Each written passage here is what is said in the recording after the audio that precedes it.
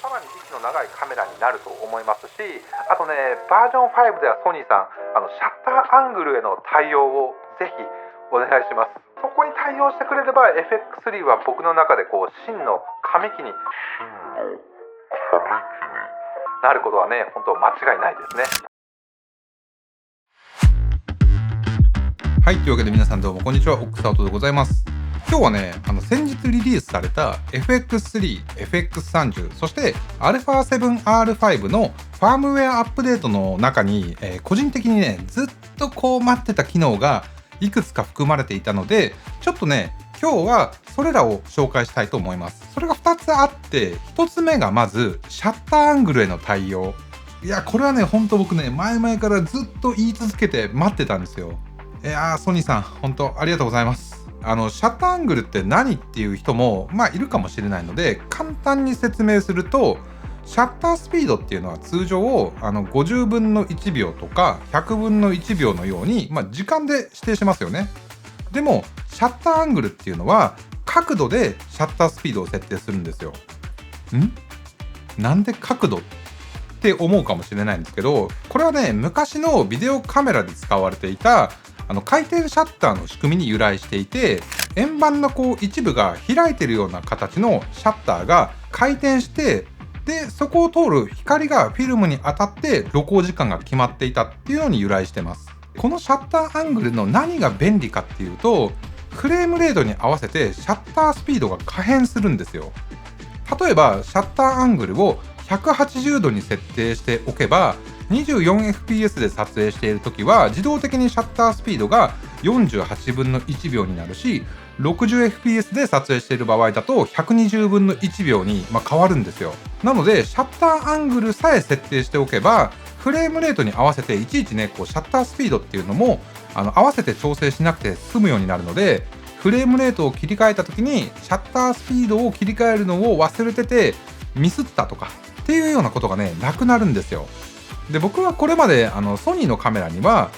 撮影設定登録みたいな機能がありますよね。MR1 とか MR2 ってやつ。アルファシリーズだと上部のダイヤルにもついてると思うんですけど、これまで僕はここにね、シャッタースピードとフレームレートの組み合わせを登録してたんですよ。24fps、60fps、120fps といった形で。ただシャッターアングルが導入されたことによって、今後はフレームレートを切り替えるためだけにその機能を使うんじゃなくて、他のにね、割り当てることができると思うんですよ。フレームレートを切り替えるだけだったら、ファンクションメニューの中にね、フレームレートの切り替えを登録しておけばそれで済むので、例えば僕だったら MR1 は Vlog 撮影用っていうことで、露出の設定とかをね、すべてオートにした状態で撮影できるように、登録しておいて、MR2 は撮影後すぐね、取って出しでその映像が使えるようにユーザーラットを使った設定だったり、MR3 はそれこそこのスタジオでね、YouTube の撮影用に固定のホワイトバランスでフォーカスブリージングもオンにした状態みたいな感じに登録しておいて、それらを切り替えることによっていろんなスタイルにね、すぐそのカメラの設定を変更できるっていうのは、これはね、めちゃめちゃ便利になるんじゃないかなと思います。そしてね、他にも今回のアップデートで FX3、FX30、α7R5 がモニター&コントロールと USB でね、有線接続できるようになったんですよ。モニター&コントロールっていうのは、スマートフォンやタブレットを外部モニターとして使えるようにするアプリなんですけど、単にね、これ映像を表示する外部モニターっていうんじゃなくて、例えばレックスタート、ストップはもちろん、タッチフォーカスだったり、タッチトラッキングに対応していたり、カメラの設定っていうのもかなりね、細かいところまで切り替えることができたり、他にもフォルスカラーとか、そういったね、露出補助ツールだったり、アナモルフィックレンズでのデスクイズにも対応しているっていう、いろんなことができるアプリなんですけど、これが無料で使えるっていうね、結構太っ腹な紙アプリなんですよ。ただし、これまではね、Wi-Fi 経由で接続する必要があったので、遅延もね、多少はやっぱり発生しちゃうのと、一番ね、ネックだったのが、接続がしょっちゅう切れるっていうね、結構致命的な、欠陥とは言わないんですけど、その使い勝手が悪いなって思うところがあったんですよ。で撮影している途中にいきなりブツって切れちゃうっていうよりかは、どちらかというとね、iPhone とかだと一度画面をねロックするだけで接続が切れちゃうんですよ。なのでちょっとねこうバッテリーをセーブしようかなと思って画面を切るってことをすると、その立ち上げるたんびにもう一回Wi-Fi に接続しますか、はいとかってやってっていうようなことをやんなきゃいけないんで、それがねめちゃくちゃ煩わしかったんですけど、USB でスマホとね有線接続すれば切れるっていうこともないし、再接続もめちゃめちゃスムーズにできるので、モニター&コントロールの最大の欠点がねこれで解消されたって言えるかなと思うので、もう本当スマホがアルファとか、ソニーのカメラだったら最強のメインモニターとして使えるようになるんですよ。でちょっとねこのモニター&コントロール使ったこともない人もいると思うんで、デモンストレーションしてみましょうか。まずねこんな感じでスマホをカメラの上に取り付けたら、USB ケーブルでスマートフォンとこの FX3、もしくは FX30 をつなぎます。そうするとカメラの方で接続方法を聞かれるので、ここはねリモート撮影を選びます。そしてスマホでモニター&コントロールを立ち上げて、接続方法で USB を選ぶと、そうするとねこう一覧の中に今接続しているカメラが出てくると思うので、そしたらねこの接続ボタンを押します。そうするともうほんと一瞬でここの画面にこんな感じで出てきます。でこうやって見てみてもねWi-Fi と比べてもだいぶね遅延が少ないので、十分ね実用的にスマートフォンでモニタリングできると思います。でちなみにねこのモニター&コントロールのタブレット版だと複数のカメラを1台のそのタブレットに接続して一気にねモニターすることができたりとか、あとはもう一気にこうレックスタートとか、そういったこともできるんですよ。いやこのアプリがねほんと無料っていうのはいやー素晴らしいですね。ただ一点だけちょっとねソニーさんにここで要望を出したいんですけど、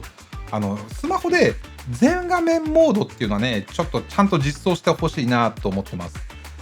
例えばねこれ Google の Pixel 9 Pro XL なんですけど、画面はねすごく大きいのにアプリ側で全画面表示に対応していないので、 Android の上のねステータスバーが残っちゃってプレビューがねちっちゃくなってすごくねもったいないんですよね。なのでソニーさんぜひねこれ改善してほしいなと思います。もしくはもうねこのモニター&コントロールの機能だけを搭載した本当このスマホぐらいのサイズの16対9のねモニター作ってくださいっていう風にも思うんですよね。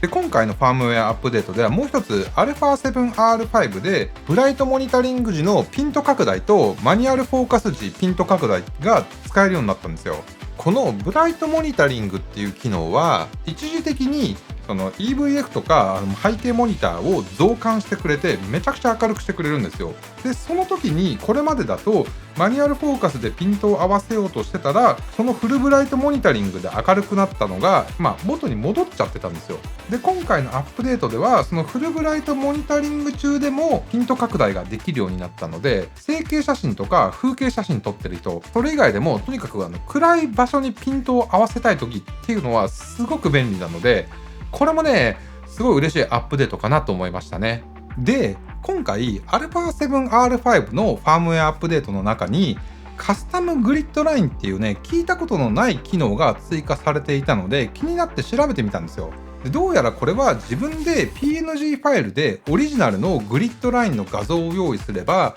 それを4つまでカメラに登録できて、でモニターにそれをね重ねて表示することができるっていう機能らしいんですけど、有償ライセンスを購入することで使えるようになる機能で、めっちゃいいやんと思って購入ページに行ったらですね、なんとお値段が25,000円もするんですよ。モニター&コントロールが無料なのに画像1枚重ねるだけで25,000円？いや、それはさすがに高すぎじゃないですかね。ちょっと価格設定バグってますって。もちろんねカメラをこう定期的にやっぱりアップグレードし続けてもらえるんだったら僕はファームウェアアップデートにすらねお金払ってもいいと思ってるんですけれども、ただこの機能だけで25,000円はちょっとね高すぎるんじゃないかなと思うんですよね。しかもこれ